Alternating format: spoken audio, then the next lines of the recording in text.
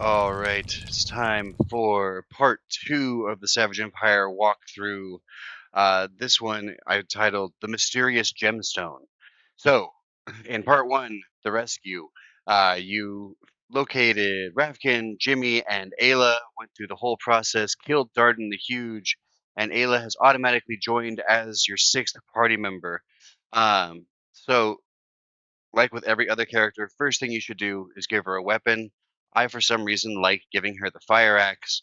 Um, because she is a or a native character, she cannot use most modern weapons like guns, but she can equip the fire axe.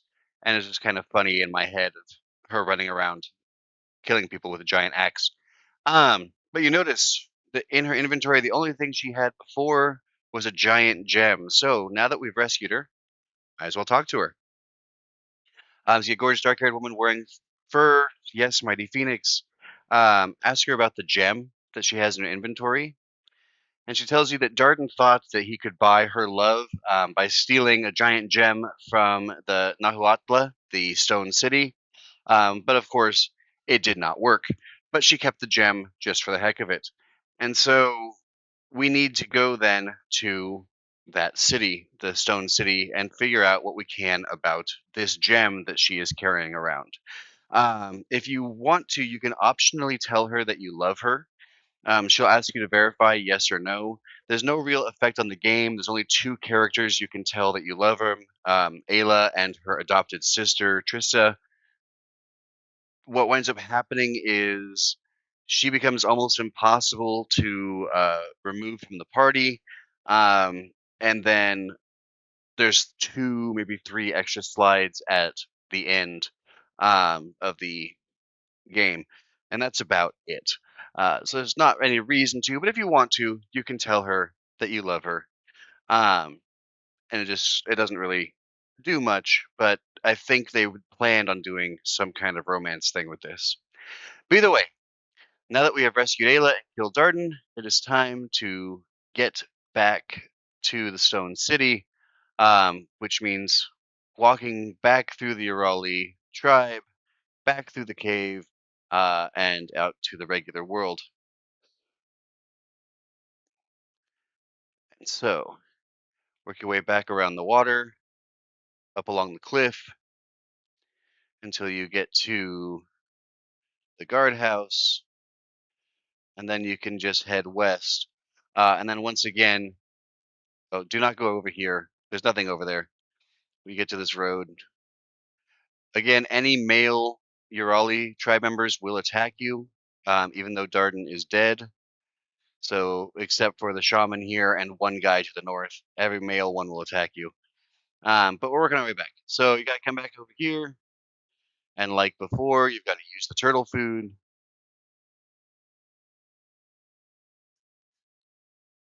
to summon the rides. One for each party member. 1, 2, 3, 4, 5, 6. 1, 2, 3, 4, 5, 6. Perfect. And then one at a time, use the turtles, which honestly is the most annoying part of this. Um, swim around the island. Actually, go across two of them if you want to, and then disembark by using the turtles again.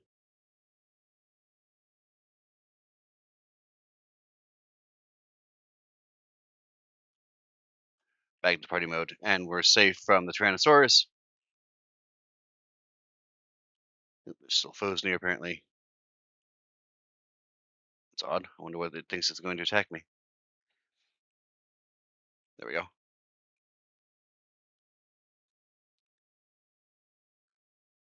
We'll end up needing one more set of turtle food later, but for now, we're good. Head all the way back. So there's a bit of a walk as you go back to the bear cave. Um, once again, does not hurt to equip your rifle here, as long as you've still got some bullets left, just because the bears are relatively tough, as you probably saw in part one, where Chiolo accidentally got his face eaten off, and I had to go back to the beginning to heal him. Took 2 bullets to kill that snake. That's never a good sign. Anyway, So you come back to this main room, get Rafkin eaten apparently. Let them deal with that. I don't want to use the bullets. There we go. Rafkin is hurt because that bear took a decent chunk out of him. So always keep your guys as healed as you can so you don't end up getting what happened to me last time with Triolo's death.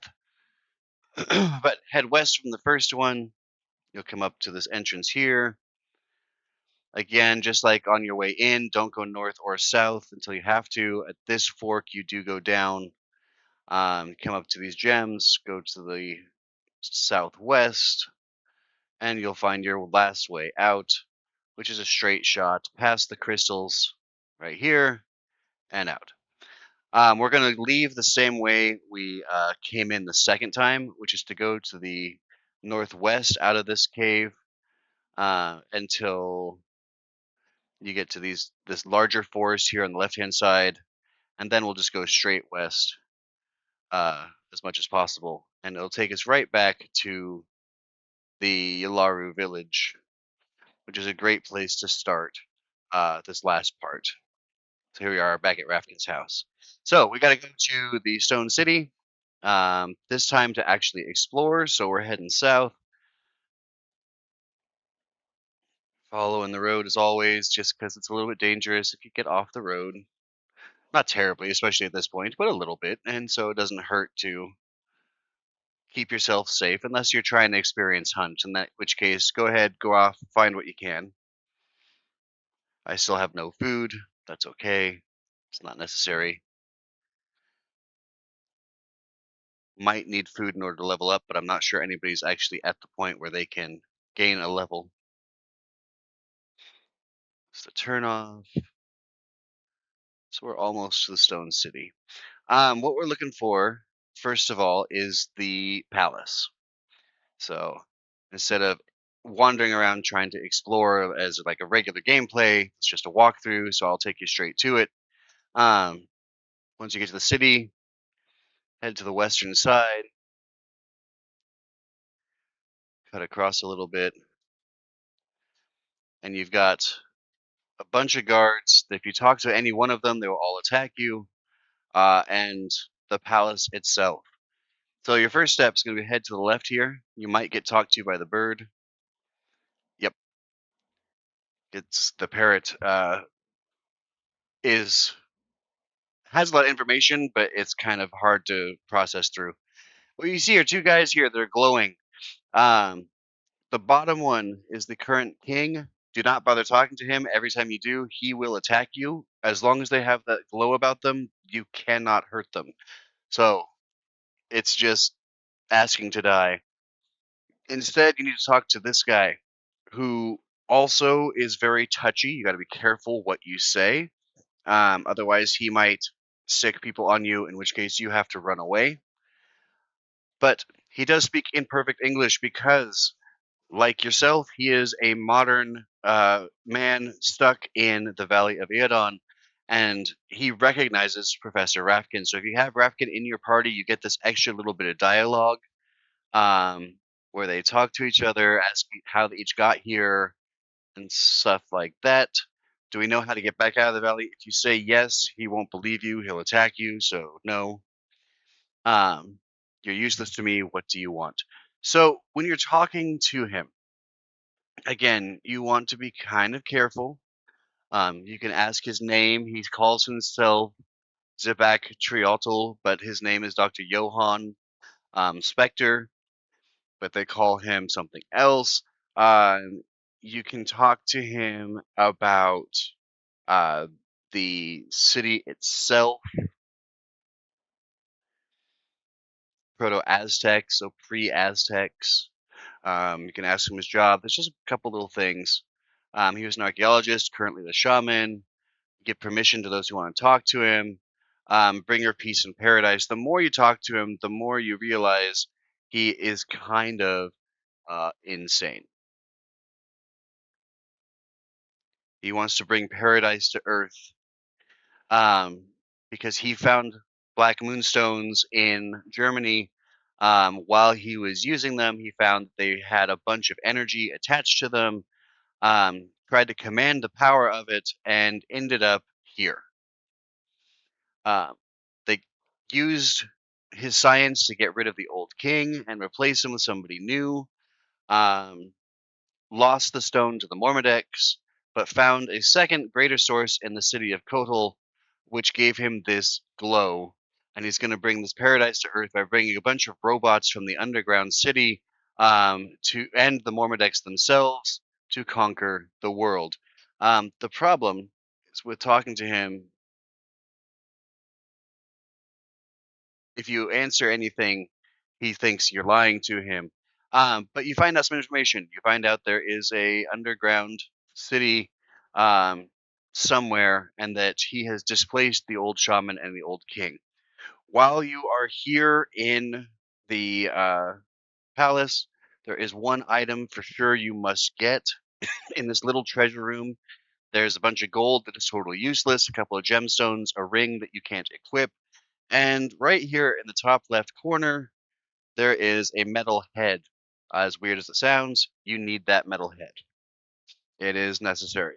And it's kind of hidden away and nobody talks about it, but it's there. So he's displaced the old king. Doesn't hurt to go look for the old king, see if we can find him. Um, Down in the left westernmost edge of the city, there is a prison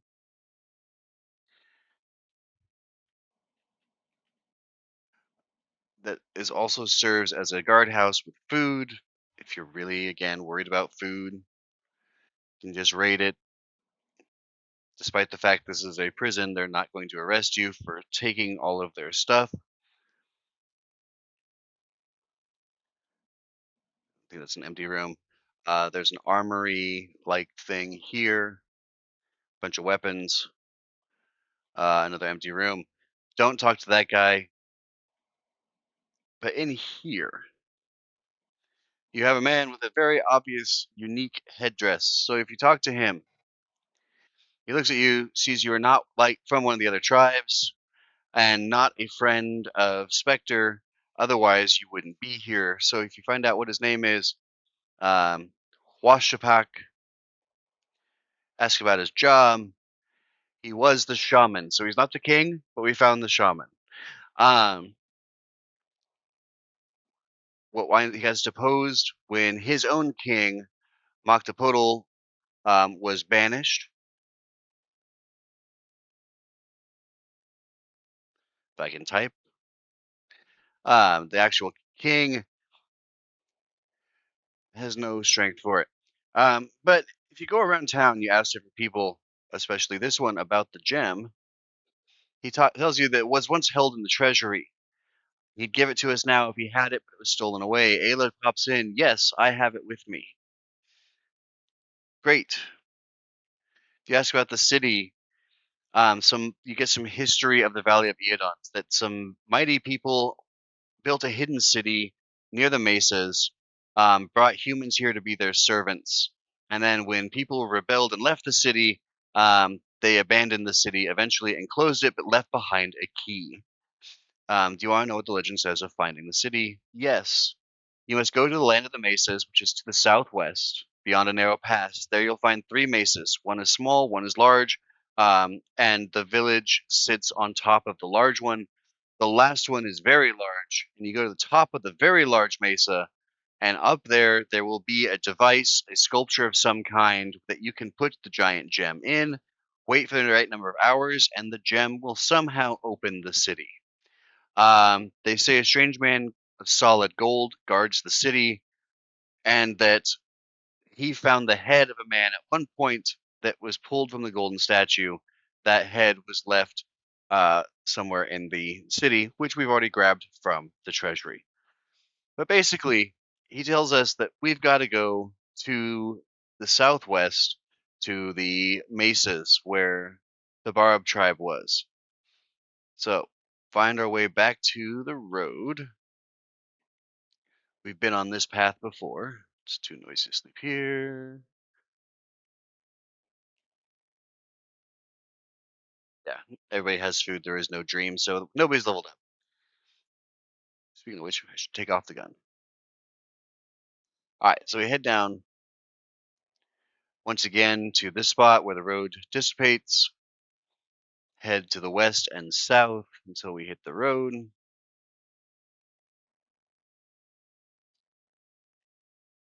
First, get to this little tiny narrow pass, the canyon here. Get back to the road, and we just walk back to the Great Mesas. And then we look for the largest of the three mesas.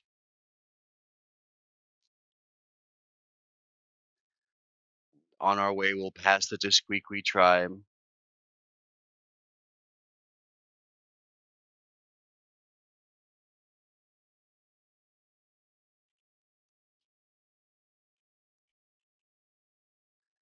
Go through this little pass.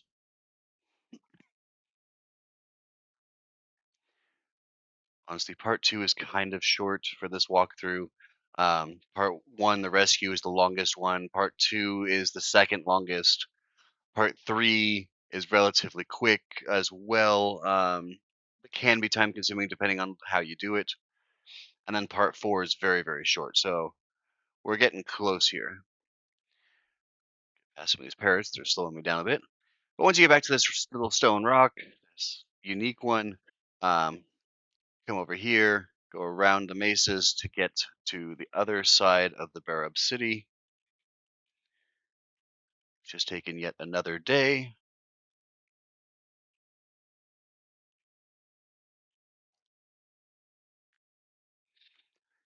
And now this next little bit is actually all a little dangerous. So we are going deep into the valley itself, where there's a lot of enemies. Like I told you in part one, ignore this. I'm maintaining that. We will deal with these blue glowing stones soon. But from the blue glowing stone, go north pretty much directly, and you'll get to this mesa that has double stairway on it. We're going to the top of this mesa. By the way, if you do not have the fire axe, you must have it to do this part. If you feel like being a monster, you can kill a baby uh, Pteranodon and get a roasted meat. It's just a thing. But what you're going to end up with, oops, is you're going to get to this tree. And this tree can't be attacked unless you happen to have a fire axe, in which case you cut it down. There are a few trees like this. Two of them are very helpful. If something is under the tree when it falls, like a party member, it will seriously injure, if not kill, that party member. So do be careful while you're doing it. Um, but either way, you come across this, get a second meat for the fun of it, and head to the northwest again. Be a couple different ways up. Keep working to the northwest. When you get onto this last little raised portion, you're going to come across one of the most unique enemies in the game. This here, a giant orchid, a carnivorous orchid. Um, Attacking the ends of it will sometimes hurt the leaves enough that they will float back to the body, but they can regrow. So you should spend most of your time, see, there went one, attacking the main body, because that also injures its extremities.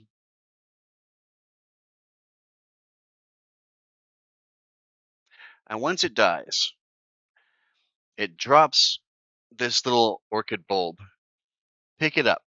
If you leave it on the ground, a new carnivorous orchid will grow. If you drop it somewhere, again, another one will grow. So pick it up, put it in your inventory somewhere.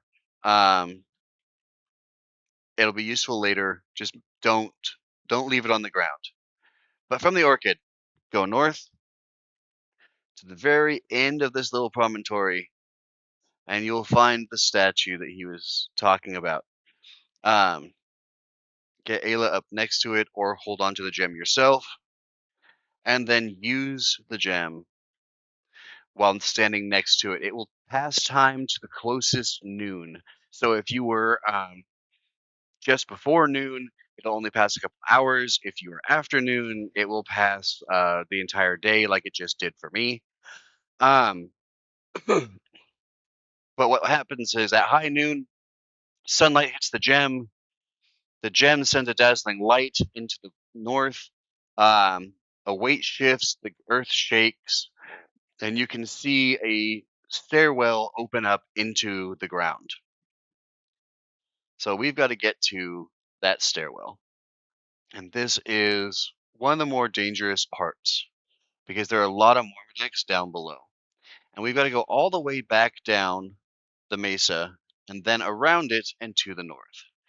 So keep going down southeast till you get to this tree again. And we're going to get some Mormonics here. But they are kind of trapped. So we're just going to boomerang them.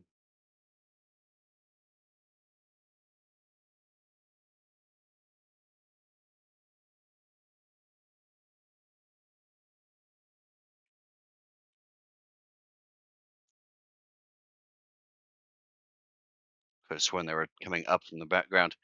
Anyway, and that's what makes this whole thing dangerous. Mormonics swarm this whole area. But once we get down, work our way around.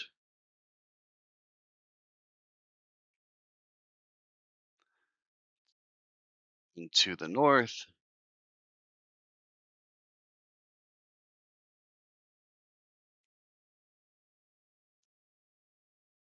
Oops. Keep an eye on your health and everybody else's. But once you get to the end of this, where you'll find the statue again, you'll know you just need to go to the north.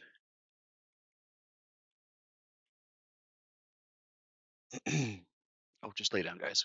Oh, Jimmy has leveled up. So Jimmy killed enough people to level up. In his dream, everybody's dream is the exact same. You're running through the jungle and you see a bear, a jaguar, and a monkey. When there's a fork in the path, um, each animal goes a different direction. Whatever you put here will raise one of your stats. If you choose bear, it'll raise his strength. If you choose jaguar, it'll raise his dexterity. If you choose monkey, it'll raise his intelligence. Um, Intelligence, again, almost entirely useless. Jimmy's fairly weak. You probably want to give him the bear.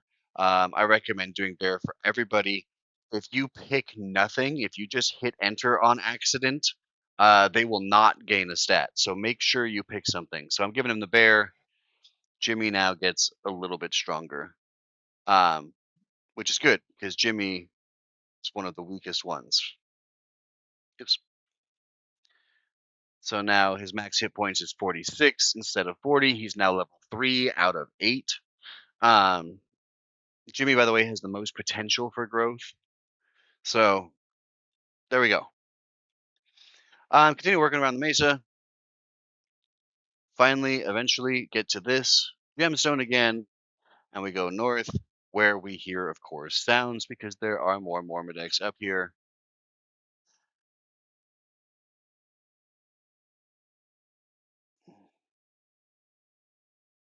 Am I missing people?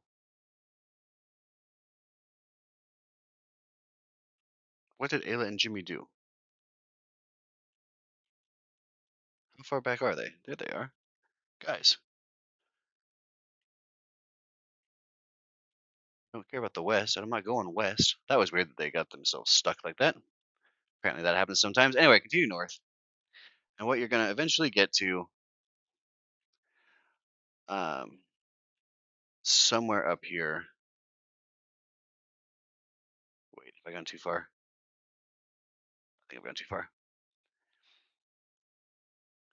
Yep, there it is this. I told you to ignore them. This is a teleport pad. Almost every single village in the game has a teleport pad next to it, or at least somewhere nearby. And if you step onto these, you get teleported to that area. If you step onto one of them, you get teleported here. It's a back and forth kind of thing. It does make travel through the valley much faster. Um, but what's more interesting is right here to the southeast of the teleport pad. You have the stairway that you opened. And so you can come down into the city. It's not necessary, but I do kind of recommend using the human head on the orange on the chocolatl to give some light in here because the city is very dark. It's also huge. And if you don't have the stone head, there is nothing you can do here. But you use the statue, you put the stone head back on him, and all of a sudden you get a final party member who automatically joins. Unapotli, which I don't think is how you pronounce his name. He is a little rusty. Um, he doesn't have a whole lot going on for him. The city is active. Generators are functioning. Some of the guardians are broken down. You got Jimmy, you got the little extra thing. But we got the city.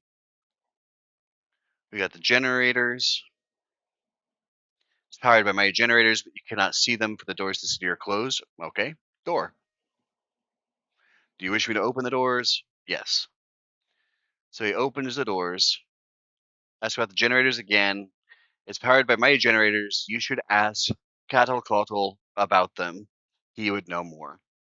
As an optional side quest, if you want some more lore to the game, if you want to improve this guy a little bit, you can go all the way to the northern edge of the map to find Fritz. I talked about him in part 1. Fritz holds the brain, the crystal brain of this golden guy here, and it improves his conversational abilities, but does not change anything about his fighting style. This character, Unapotli, cannot be killed. He can't even be hurt in most situations. And so, if there's something you want to do outside of the city, and actually, if you watch when I come out of the city with him, oh, I didn't do it. Normally, his hit points change. Anyway, uh, he can follow. You can go anywhere, do anything. He can't be killed. Is a very useful character. But you come out the doors, you get some more teleporter pads, a lizard man, and that's it. This town is huge and empty except for some enemies. So he is a memory of a guy. This guy is a hologram. Quetzalcoatl was a member of the Kotal race in the distant past, a great explorer who fought Mormadex, um, forced the world to find servants, helped bring in the human tribes, everything. But we were told to ask about the generators. So the city is powered by mystical generator crystals, which draw the power from the black stone. Would you like to see them? Yes. Near where you entered the city, there's a cluster of transportation. Step onto the south central plate. You'll find yourself in the southern portion of the city. Walk east and south as far as you can. Move through the humans, where the humans used to live. Go as far north as you can. But if you really want the easiest path, just follow the left-hand wall. Um, it is a very confusing path. I recommend writing things down. This city uh, has some of the best items in the entire game. And so you should do some exploration while you're here. However, do not give anything to the golden guy. Um, yes, there's obviously a reason for that. Just don't give him anything. It's not going to be worth your time. But in the meantime, let me see what I got here. Trying to free up some weight. There we go. There's a couple places to go before we use teleportation pads. First, we can go all the way to the east.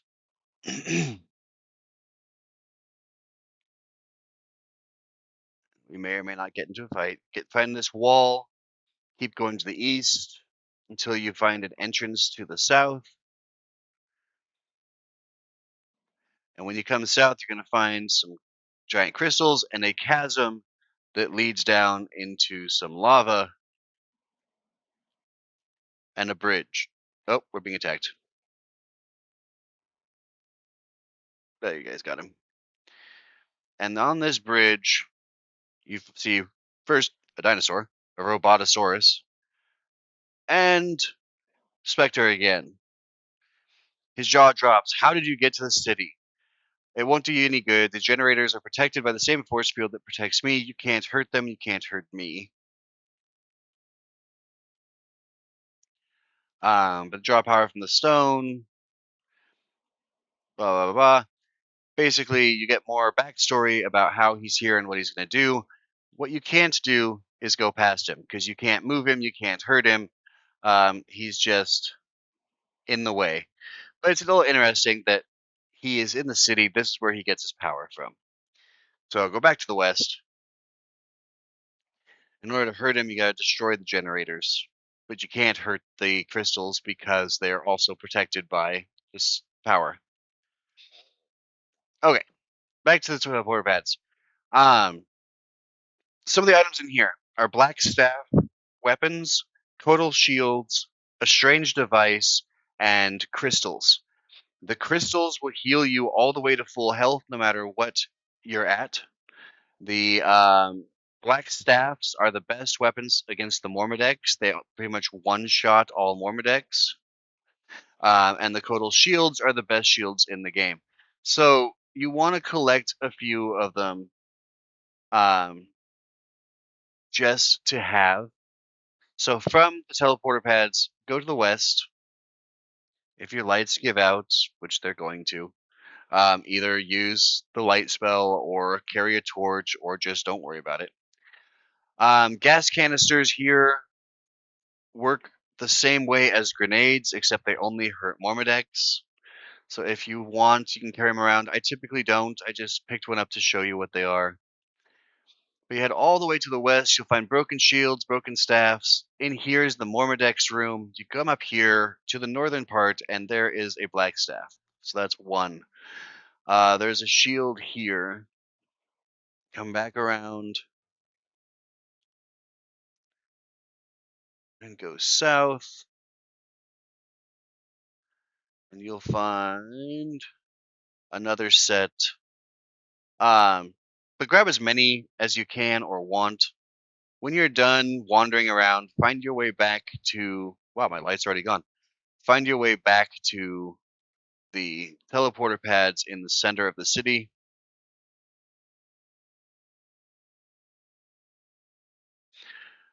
The advantage of the black staffs is anybody can use them. Oops. Even trio or even natives. So they become an excellent ranged weapon. But when you're at the teleporter pads, when you've done some exploration, one of the items you need is the strange device. And so the first place to go is to the top middle. I recommend using teleporter pads. You don't have to. You can find everything by walking. They are just huge. I'm sorry, not top middle, top right. So top right teleporter pad. Once everybody's in, it does take a little bit of time. Go directly to the north until you find the room with cushions in it. Here they are, the purple cushions. I am going to keep using the light spell just so you can see things. And then once you are here, go into this next room and you're going to find 3 more portals and some fruit on the ground. There's one portal there. The other 2 are here.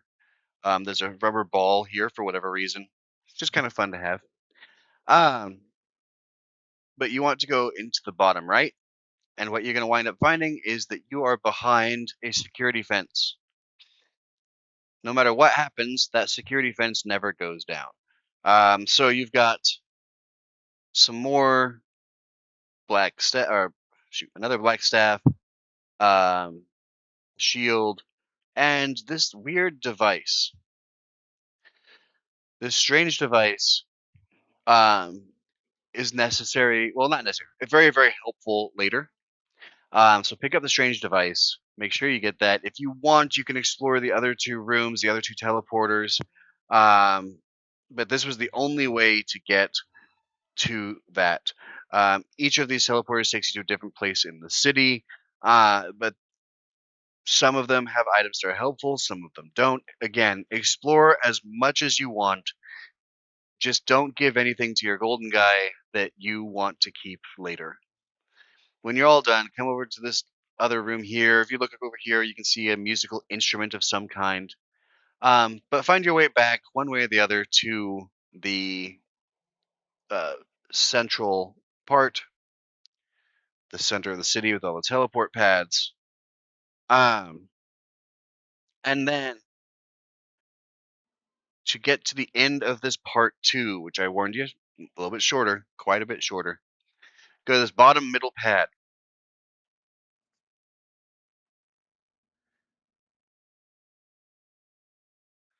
Go to the east until you hit a stone wall and cannot go any farther. Go south until you reach the bottom. There are snake women here. Um, hug this wall that you just ran into.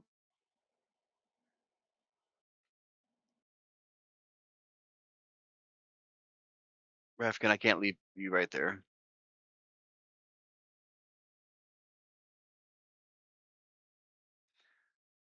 Keep hugging this wall. Go north.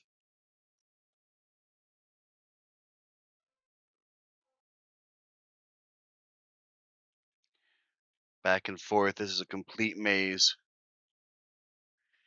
Keep working your way north around these corners. Sometimes you do get into another fight. I'm just going to get this guy up here because he can't get hurt.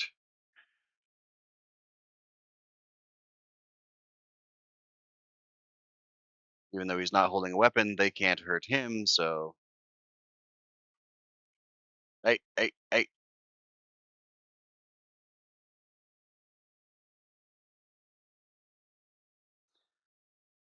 This is going to be a little time consuming, but it's safe.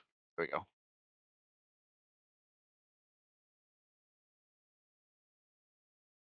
Boy, his light spell is not lasting very long. Oh, you bugger. There. Didn't hurt. Anyway, once you get around here and all the way through and you've gotten your fights done, you come to another teleport pad. Go through it. Once you have gone through, go directly south, where you will find some of those crystals. If you've got somebody with a lot of inventory space, pick up some of the crystals. And then go to the east. Go past all these fruit trees. A little bit to the north, you will find an opening, and there'll be 2 to 3 robotosauruses. Oh shoot, he can get through. I thought he was stuck there.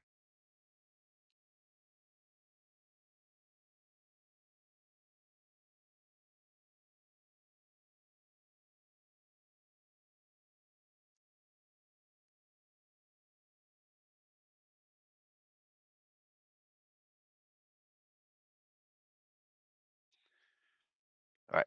Once you're into this room, go through the next fight.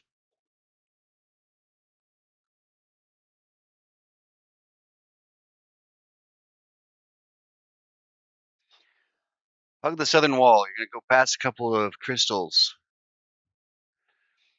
Here's the third one.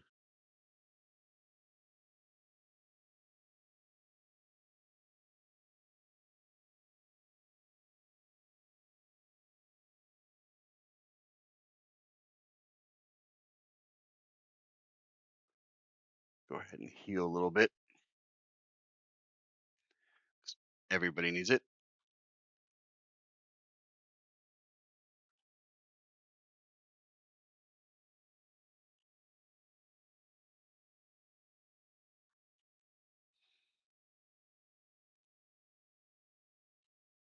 All right. You'll get to a spot here where there are 4 large crystals that are generating power and a control panel. You cannot use the control panel. You can't get the control panel, but you know what you can do? The same thing you can do with everything else. You can blow it up.